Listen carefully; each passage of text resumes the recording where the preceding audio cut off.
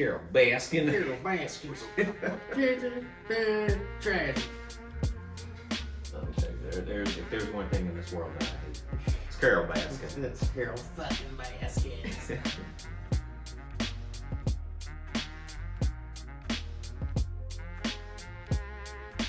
Is the video recording? It's rolling. All right. We're rolling live in Austin, Texas. Listen, Steve and the News Chopper coming to you live. This is Cheryl. Hey guys, welcome into the third episode of season 2, I and Nigh. Once again, I am your co-host Joey, and I got Vlad here with me. Vlad, how the hell is it going, man? It's going good, man. Yeah. Excited. We got some good stuff coming out. We got some good news from Netflix. Oh, saying yeah. that they are, I guess they deem themselves the crime doc producer or tastemaker now. Like they're back in action, I guess. What do you think? So they just dropped this new crime teaser with all their lineups for the fall, and piece de resistance in that is Tiger King 2. I mean, what do you think of did you like Tiger King 1? So I binge watched Tiger King 1 with my wife, and I just I had to get through it. Yeah. It's so crazy. It's a train wreck. Yeah. Yeah. You just can't take your eyes off of it. Yeah. I at the end of it, I was just sitting there and I was watching the TV, just a blank screen, and I was like, what the hell did I just watch? What is this? That was the height of it was during the lockdowns, right? Yeah. So everyone was crazy as fuck, and then you had this crazy document. It couldn't have came at a better time. Oh yeah. It was nutty as fuck. I personally, it's a little overrated for me. I don't know. Have you ever seen it reminds me a lot of this one documentary called The Wonderful Whites of West Virginia. No, I have you seen that? Oh my god, that's crazy. It's almost like they have a lot of redeemable qualities in terms of what they are, I think. But it was crazy as fuck. Netflix had definitely put them back on the map because they were kind of, after Making a Murderer came out, I really think that set Netflix apart in terms of awesome documentaries. So I really miss that with Netflix. I feel like they have good documentaries. You know me with Netflix. It's you guys need to step up. You're over it. Yeah, get your shit together, Netflix. But yeah, they've got a wonderful lineup coming out. I mean, it looks great. So yeah, and you're a big crime junkie yourself, right? Oh yeah, I love all of that stuff. What's the what would be your number one rec for somebody who wants to get into it? Well, so on HBO Max, there's this really old documentary called the Cheshire Murders. Okay. That one's really good. It's really brutal though. It's very dark and just gritty. Yeah, it's just rough. It's it just doesn't end well for anyone really. Yeah. I think the only person that ended well was the father, and he set up a foundation. And I won't give away what happens. It was really fucked up. What other ones? I mean, I love Making a Murder, although they did say that they kind of fabricated a lot of shit, like Netflix, just to give it a little more oomph. See, that's interesting because Carol Baskin is reportedly saying she doesn't think the first one, obviously portrayed her in a great light. Right. Murdering your own husband. Right. I mean, she's not Usually, a Girl Scout. It's going to be a problem with that. But she's come out and said she thinks that they're not really factual. It's hype more than anything else. But I mean, people tuned in. I saw it, you saw it, the whole world was talking about Tiger King when it dropped. Yeah, Halloween costumes, Joe Exotic, that was a big one. Mullet in the back. He was definitely, he ran for office, he had a music career, he had a TV show, I guess that was on the internet, he had his weekly show. Yeah. That guy was fucking crazy. He married 2 dudes at the same time. Oh, you remember the dude with no teeth? That was frightening. He looked like Batista. Yeah. I think Dave Batista could have played that guy. Oh, okay. They were gonna do a movie, right?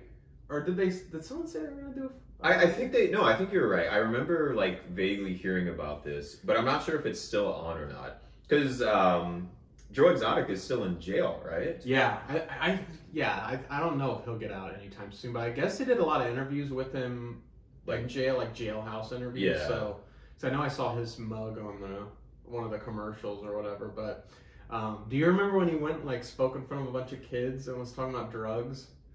And he said, quote, this is what he said, it's so fucking funny. He goes, "Don't do drugs.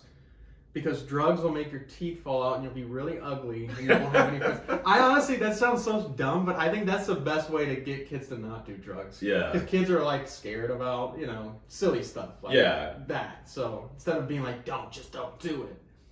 I think Joe Exotic had a great message for the kid, even though he himself was a drug addict and was probably high as a kite during that. I mean, to me, that was like kind of the almost one of the saddest pieces about the story, right? Because he starts off this like exotic animal farm, in remembrance of his brother and like, that whole thing. And then fast forward and it's like the lady's getting her arm ripped off. Oh yeah, he's dating the two dudes. Like it just like it goes in a downward spiral real quick. Someone's arm's gonna get ripped off messing with the tiger. They're That's fucking just tigers. bound to happen. Yeah. It's like they don't care. They're like, and in Oklahoma of all places to have this fucking thing, it's like just bizarre. I'm not surprised it's Oklahoma.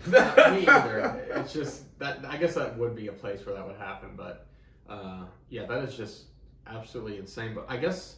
Do you know what the second one's going to focus more on? Is it just more... So that's the thing, because I feel like they told the whole story in the first one. Can be...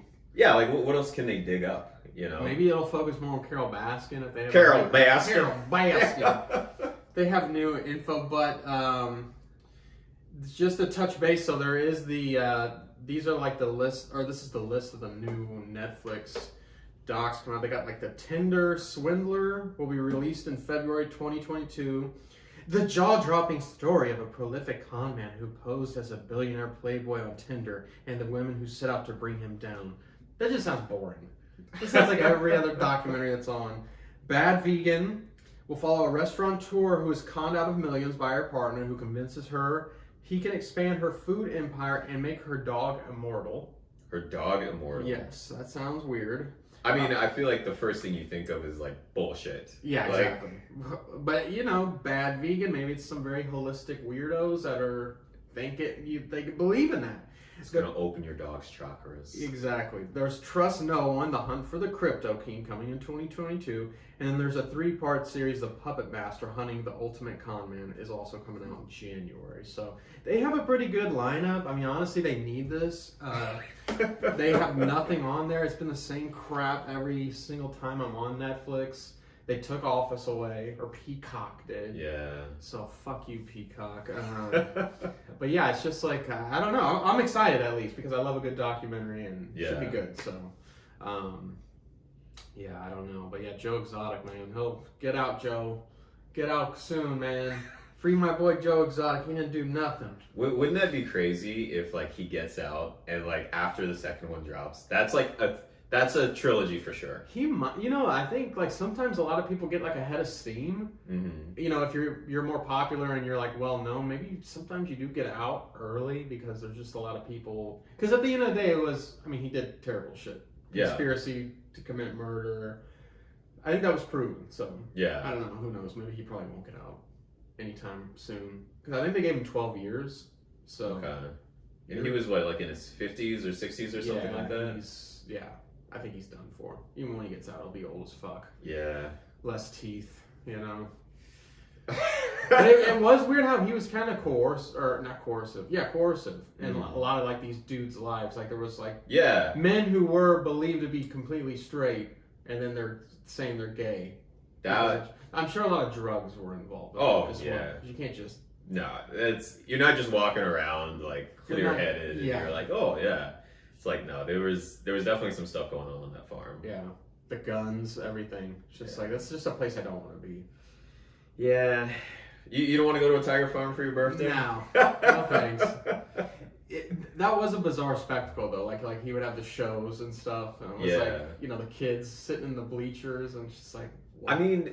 So that was one thing that like always came to mind, how he like pick up the baby cub and like put it, in somebody's arms and like on the one hand I'm like that's cool, but it's still a tiger. Like what if it bites somebody's hand off, right. Or like scratches them? Like what are you gonna do? Yeah. Like because even when the girl got her arm ripped off, like it was a shit show.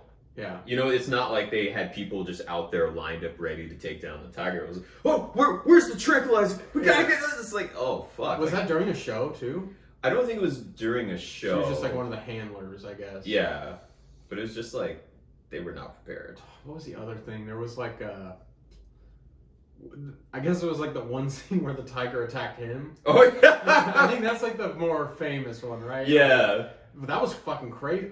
He killed it, right? Didn't he shoot it? I think in the he head? did. He shot it to the head. Fuck. Because he was like, Netflix is like such a troll. I don't know if this is like how it actually happened or if they just clever editing. Yeah. But there's like a clip of him being like, I grew up with these tigers. I raised these tigers myself. Like, I'm like the mama bear on them. Like, and he's talking about how much trust he has with the tigers. Yeah. And then the next scene is like them just. It's just you don't know. Anytime they could maybe they're just being a little too friendly too, Yeah. and now it's mistaken for aggression, and then they get confused because you're like kicking its ass. Yeah. So I mean, this is why you don't have wild fucking animals. It's a wild animal at the end of the day. Get a dog, you idiot, or a regular cat. So, but yeah, that guy is a crazy fuckhead, man. Let me tell you. That story just left me speechless. I was like, what the hell? Speaking of crazy shit, the border crisis, what they're calling Biden's border crisis. But it's been a crisis for a while, though. I think it's been an issue. What do you think, Vlad, about all this hoopla? So I wouldn't necessarily call it a crisis. What I would say is, I think the U.S. just hasn't decided like how they're going to handle it. And the other thing too is like, it sort of changes depending on who's in the chair, right? Like one president says, here's what we're going to do. He comes out of office. The next president's like, here's what we're going to do. And it's like, there's no consistency. Well, they just keep rescinding other people or other presidents' laws they put in. So it's like, you're right. Nothing gets really, and it takes so long for them to get them put in place anyway. Yeah. So then when you immediately, whatever, to appeal them or like get rid of them, it's like free game. So I think like from what I saw, research, which I tried to do it on both sides of their media, was that there was a perceived notion of some sort of leniency when Biden took office because a lot of their talking points were like, immigration is good. This country is built on immigration. So we should explain for the listeners at home, like, what is this migrant crisis? Okay, so this migrant crisis that we are talking about specifically is the Del Rio one. Yeah. With the Haitian. It's predominantly Haitian. Yeah, the Haitian refugees. And the funny thing that I didn't know about this, number one, it's mostly men, is what they're saying. So it's mostly Haitian men, but they have been living this Haitian population or amount of Haitians have been living in Central America since like 2010 because of the earthquakes previous to the ones that's happening now. So they've already been given refugee status in Central America. So a lot of them have all these IDs from like Guatemala and like stuff like that. So they've been there already for a while, but supposedly from what I saw, this all started with, there's a bunch of Facebook groups for like people like immigrants or like refugees that like are conversing with each other and trying to figure out when to try to get into another country.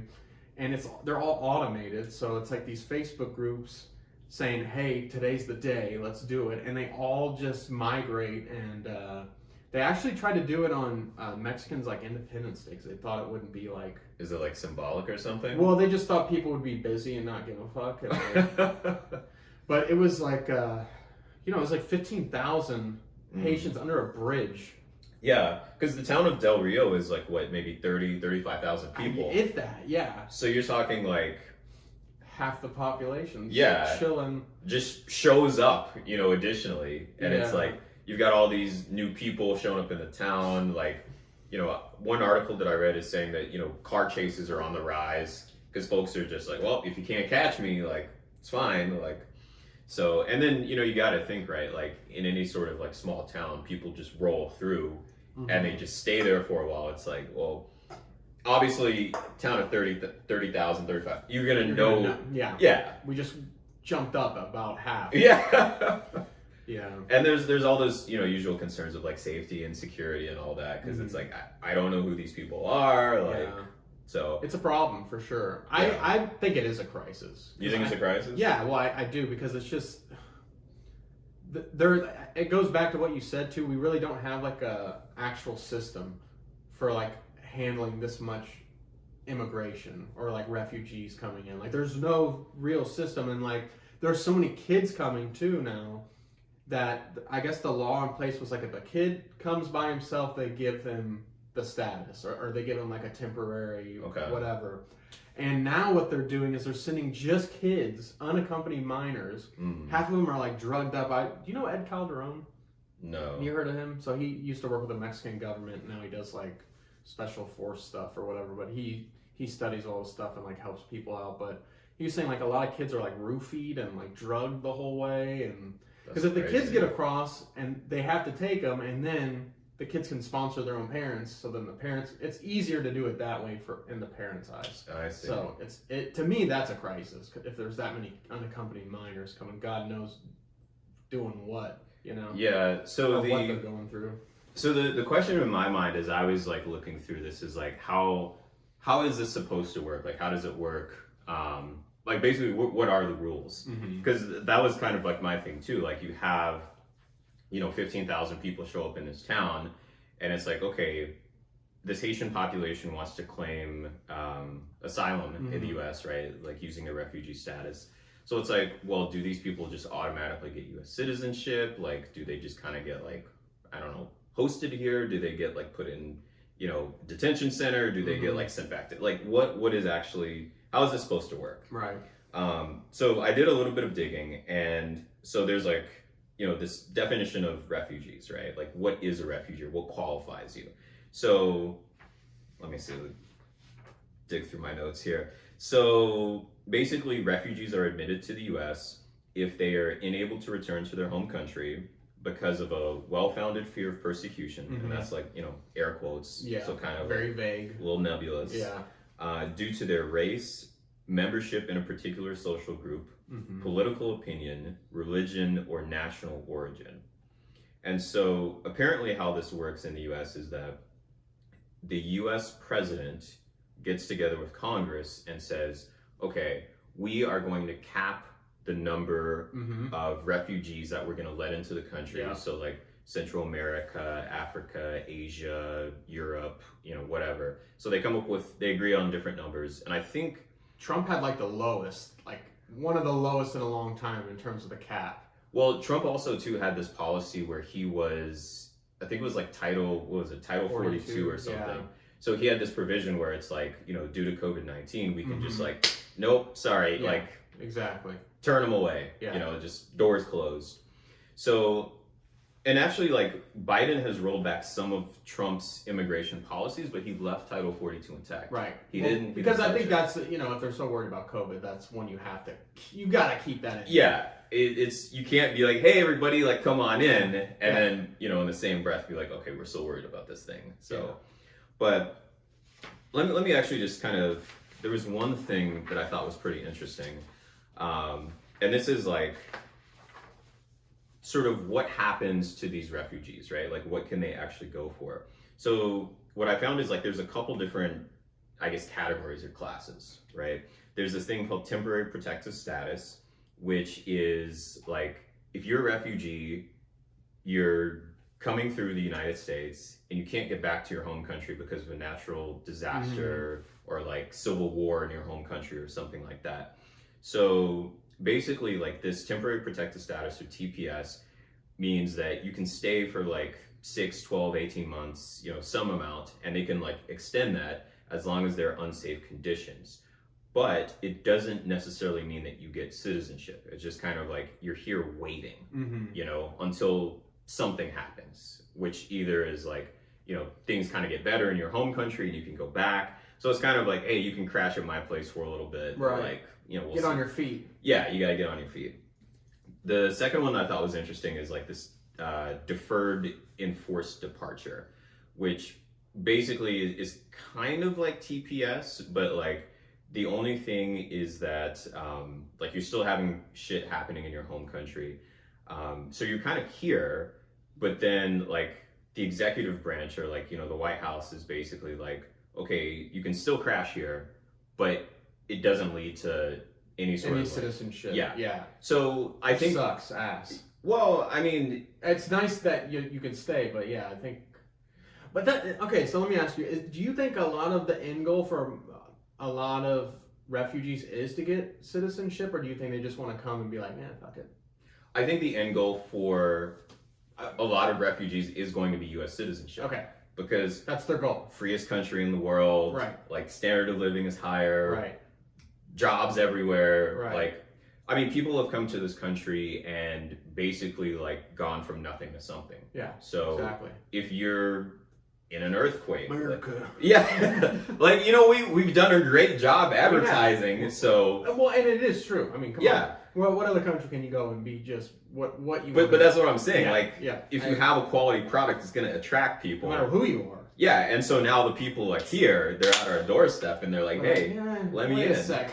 Yeah, so that's the thing, right? Like, I think so. To me, I think the thing is that not everybody who comes is going to get U.S. citizenship. Right. Like that's what this TPS and DED, temporary protected status and deferred and enforced departure are about. It's like you can kind of be in this holding pattern, but that doesn't mean that you just automatically get U.S. citizenship. Right. But that's not to say that there are no pathways to citizenship. Right. Because there are. Well, yeah. For sure. Yeah. And there are a lot of people that just come here and don't get citizenship and just milk it or whatever. Here. Which is still it's a hard life for them too. It's not like they come in and they're investment bankers and they're not a citizen. Goldman Sachs. So I'm not saying that. Like it's a tough life for anyone. So yeah. But just to kind of throw in a couple facts, there were 15,000 people under that bridge. Yeah. It's gone down to 5,000. Where did they go? I don't know. I couldn't find it. And that's the creepy thing. A lot of people disappear too. Like they're unaccounted for. So that's fucking crazy. Did you hear about? So there was, and this is like a kind of a crazy like states' rights versus like the federal government sort of thing. Yeah. Operation Lone Star. Yeah, I saw. Explain that a little bit. So Operation Lone Star is this thing. It's this initiative, I think, led by Greg Abbott. Like he created this thing. Him and like a bunch of other. Wasn't a few other states like Mississippi or something? Or I don't know if it's Mississippi. I know it's so. From what I read, it was only coming from Texas. I don't know if the other states have their own thing. Okay. But basically, like Texas Rangers and like Border Patrol are on horses, like in these towns, like just scooping people up. Yeah, I did see the photos of that. I was gonna touch on that. They were saying they were whipping them. Yeah. They were. This comes from the photographer who took the photos. He said they were not whipping them. That was their reins.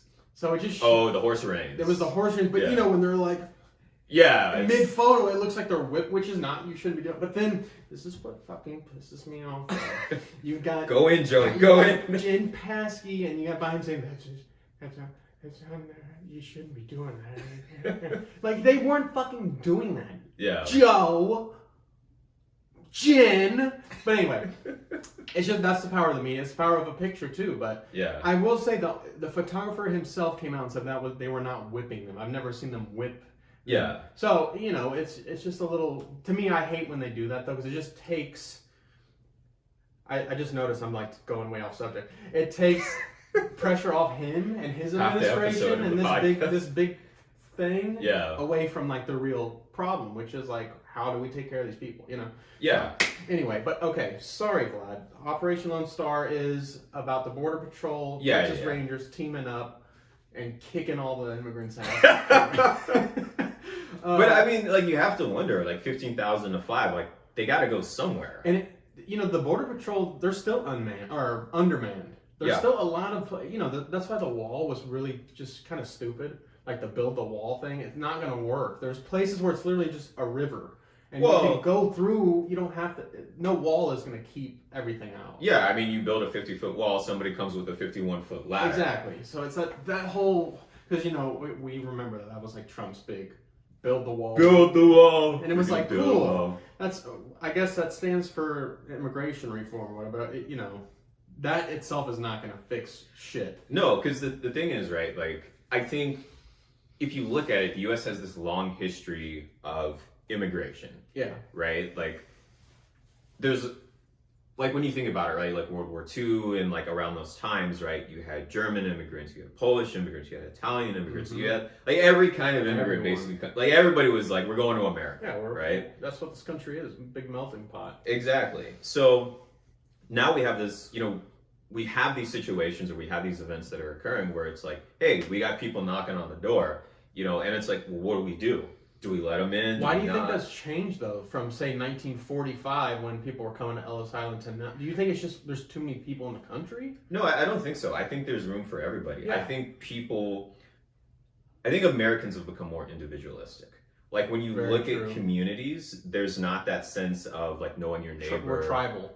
Yeah, we're so tribal. Yeah. I mean that's but that's the political sphere that's done that to us. But I think it's more than politics. Like that may be a cause of it, but I think it extends beyond like red versus blue, lib versus conservative. Like it's this person is a different color, or this person speaks a different language. Like look at all the shit of people getting attacked in the streets. Like when there was the Stop Asian Hate movement, people were getting attacked in the streets, and it's like why? Like the crazy thing to me is like whenever you go overseas, right? Like you go to a different country, people don't really care about your skin color. It's your nationality first. Like when I was traveling around Europe, people were like, "You're American." They weren't like, could tell. They weren't like you're. Yeah, they weren't like you're black. They're like you're American. Yeah. And to me, it's like okay, but like that makes sense to me. But in America, like we're all American.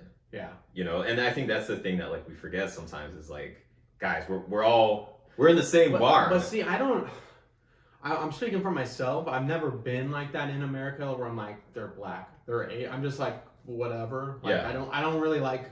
I just don't classify people that way, but I know that has changed. But to speak more on your point, I feel like that's always been like that in America.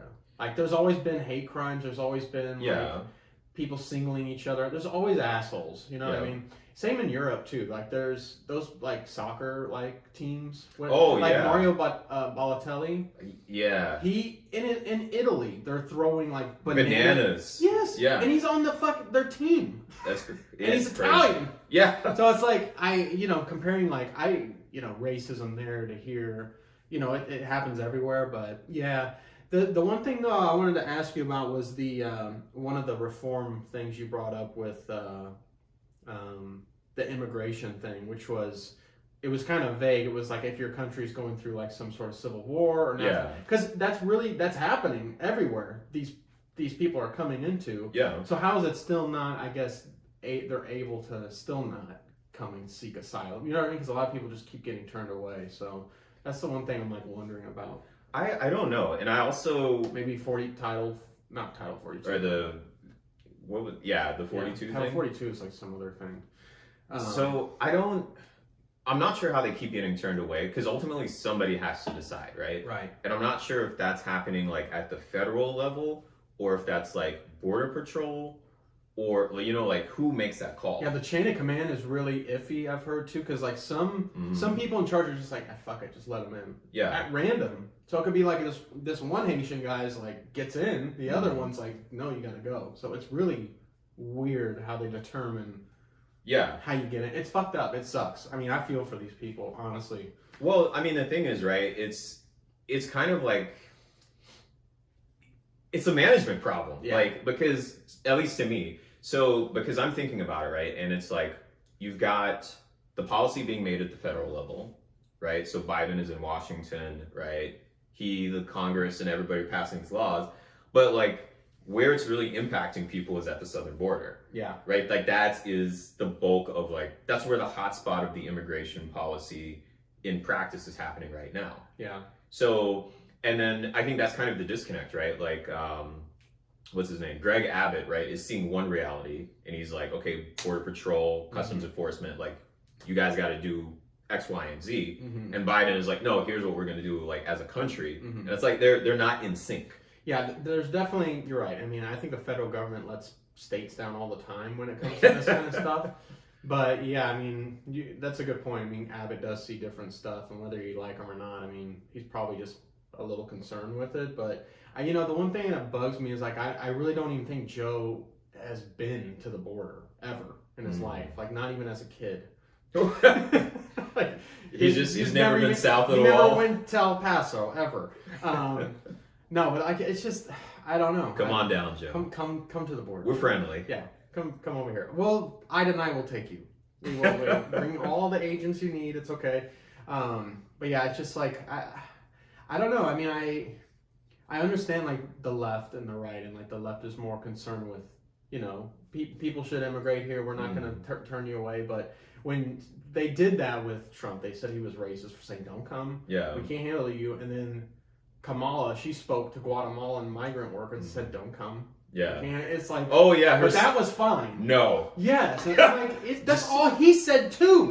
So they're both idiots. They're both wrong. Everyone just seems to be either right or wrong. I don't know, but that's the whole left-right paradigm. Yeah. So, but yeah, it is a mess. But there's also this other side to it too, right? That I think we can touch on, which is like the residents or the citizens or whatever of Del Rio.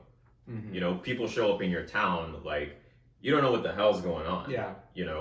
And if you're a migrant, right? Like one article I read said that, car chases, or what is it? I think it was like car chases had gone up like 300% or something like that. It's insane. So, I mean, this is a town of 30,000 people, like.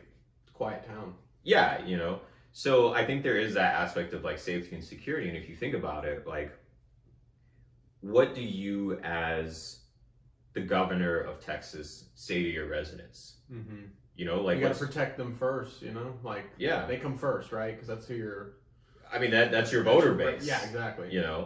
And so then you get into the situation where it's like, okay, how do you ensure that the people who are living in this town, paying taxes and everything, are still safe and secure, feel like they can walk around in their town and, there's not just like these random people wandering around. But then at the same time, you have this message from Washington that's like, hey, I think it's even been characterized as like Biden was just like, welcome on in, like, come on in. Damn it, I was just going to say that because there were people quoting saying like Biden was a nice guy, so I can come in. He was like, I didn't see it. So I'm like, God, it's just crazy. It's just one fucking thing after another in this country, man. So yeah, it's nuts, but yeah, I mean, and they had the DHS secretary. I forget his name, like Mykonos. I keep wanting to call him Mykonos. But he was just pretty much saying like the next like 9 days are crucial to getting this under control. And he's saying like we should have it, ready to go after that. So whatever that means, I don't know.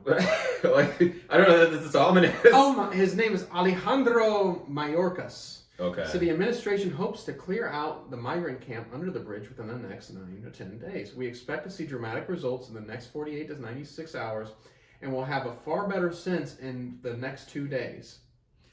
I mean, honestly, that's just like whatever. We're gonna see what happens. Yeah, that's a total.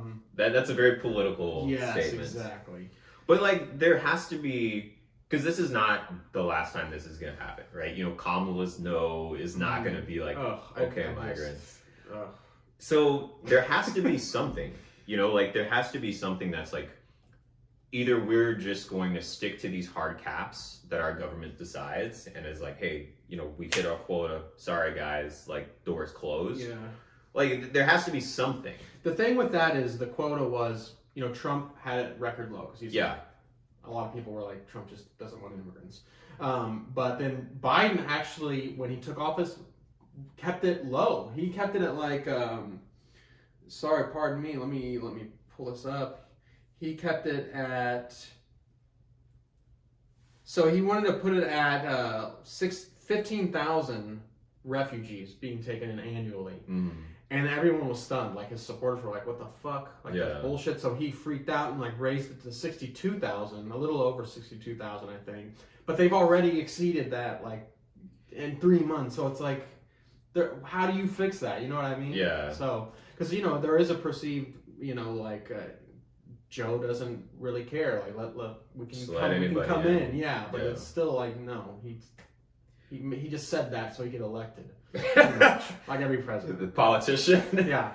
I mean, there has to be, like, I don't even know how you would actually enforce that, though. Like, that, I guess, is the job of the ICE. I guess, but I mean, I think the problem is if you're not going to a port of entry, then you're like, how the hell, all the resources get sunk into all these places where they're openings or like where they're trying to like literally sneak in. Yeah. That's the problem, because now all your resources are getting shifted to like a place where you had them centralized. Right. To focus in on like, hey, I came here from this country, here's my papers, which granted a lot of people can't do that. Yeah. A lot of countries are just fucked up right now.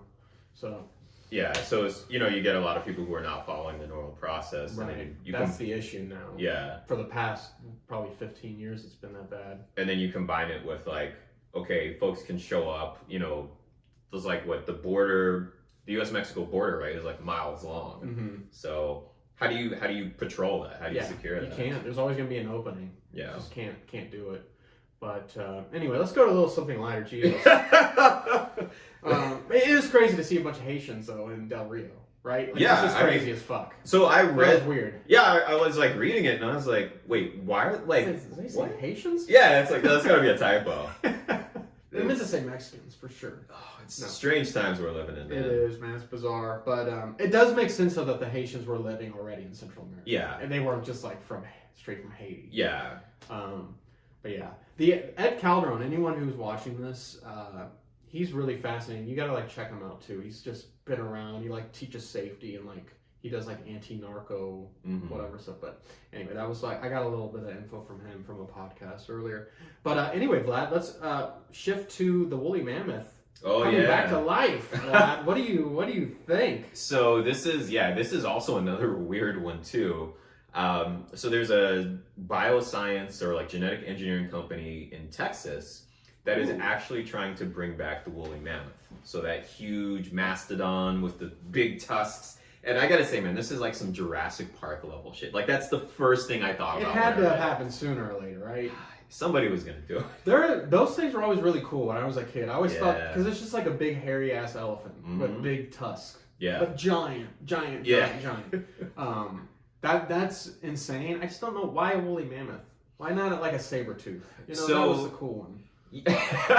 That would be cool. I mean, suck on that, Tiger King. Oh God, can you imagine if he gets some? That would be crazy. We would need to let him out of prison as soon as the saber tooth was a pup, or a cub, or what are they? Cubs or puppies or kitten? Maybe cubs, because I guess they're technically cats. Kitten cubs or something. Oh yeah, kitten. I don't know. Something. But yeah, so there is a method to their madness, because I was also wondering, like, why the fuck would you want to bring back this, like, this massive animal roamed the earth like thousands of years ago? So there's a couple of reasons that they list, at least on their website, right? So they're saying, like, as you can probably guess, it's for the environment. Oh God, that's so not true. So here's their rationale behind that, because I was also graze and shit, or so. Hold on, well, don't they have a problem with cows shitting and farting? So yes. You want a woolly mammoth shitting and farting now to fuck up the ozone? But it's in the Arctic, Joey. It's in the Arctic. Oh, okay. That's the thing. Go ahead. Because the climate change and the tides are rising and the glaciers are... We're all fucked, Joey. Yeah, but the woolly mammoth is going to save us. Okay, I'm all for it then. So here's what they're talking about. They're saying what they want to do is bring back the woolly mammoth, specifically in the Arctic. Apparently there's... the ground is like permanently frozen up there, and because of climate change, it's melting, and there's a bunch of like plants and shit underneath it. So what's going to happen is like all these old plants and bacteria and whatever is under there is going to like start coming to life. Festering and it's like ripping a band-aid off. So apparently this mammoth is walking around, it's eating trees, it's clearing the area, and it's just stomping on the ice, keeping things real packed down and compact. So they say. I don't know. Why can't they just create a robot or something to do that? See, you would think so, like right? The Boring Company or Elon Musk, Yeah, get some autonomous robot to do it. This reeks of bullshit, to be honest. It's, I don't know. I hope it's true. I mean, I don't care what they do. I don't want it to be in Antarctica because I won't see it. Because they don't let anyone into Antarctica. They're doing a bunch of No. So this is actually up top. Oh, okay, north. Yeah. Okay, cool.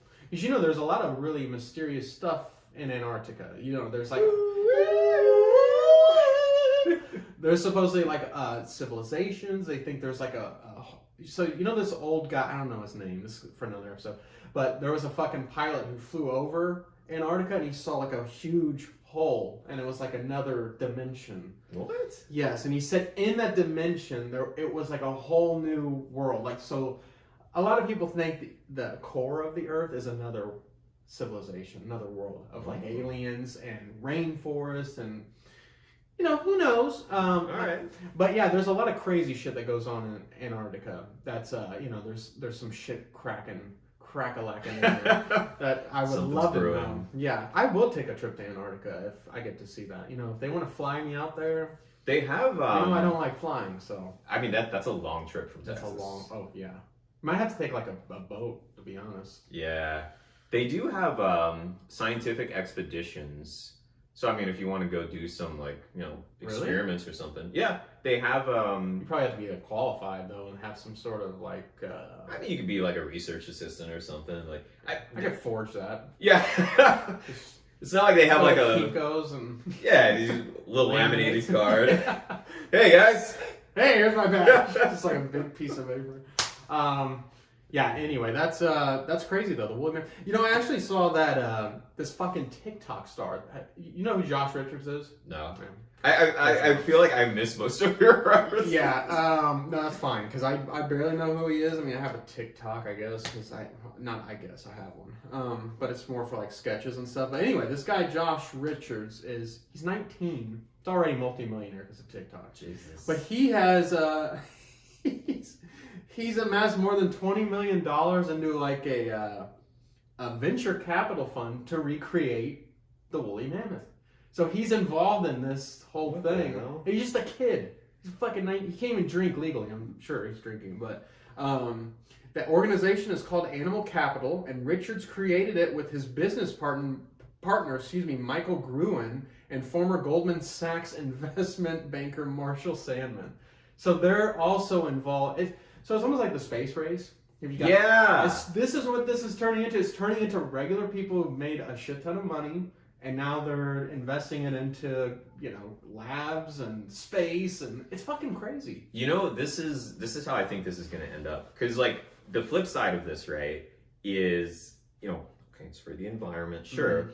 But like if you think about wealthy people, right, like or people with a fuck ton of money. Mm-hmm. They tend to get things that other people don't really have access to. Right. So, I mean, let's take poaching, for example. That's already a problem with, like, regular elephants. Mm-hmm. Mammoth? Yeah. Somebody's going to want a mammoth head. There's going to be some rich doctor or dentist from, Wisconsin who's going to go on a safari.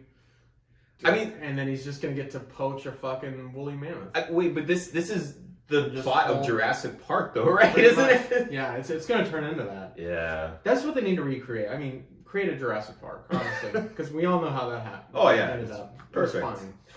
Yeah, some people survive, but yeah, that's crazy. But let's go ahead and plug in our Austin.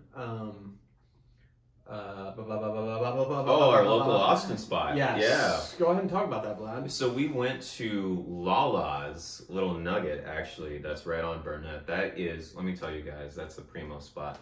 So Lala's thing is that they are a 24/7, 365 Christmas bar. That's right, folks, you heard it. It's Christmas all day, every day at Lala's. So if you like Christmas, and I know I do, #1 holiday, go to Lala's. Check it out. It's really cool because I do love Christmas is my favorite holiday.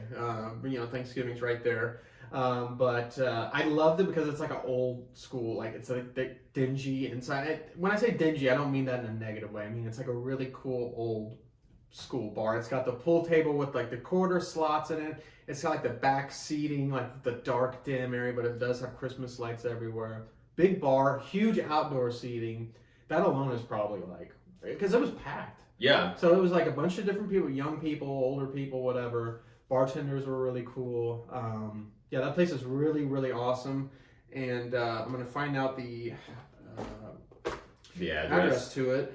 Yeah, I mean, because sitting inside, outside, everyone's just chilling, It's not the place you're going to, like, dress up in a suit to go to, but if you want to just grab a drink, enjoy some nice Christmas vibes, and just hang out with people, it's a great place. Yeah, it was really cool. It's on a 2207 Justin Lane, Austin, Texas, 78757.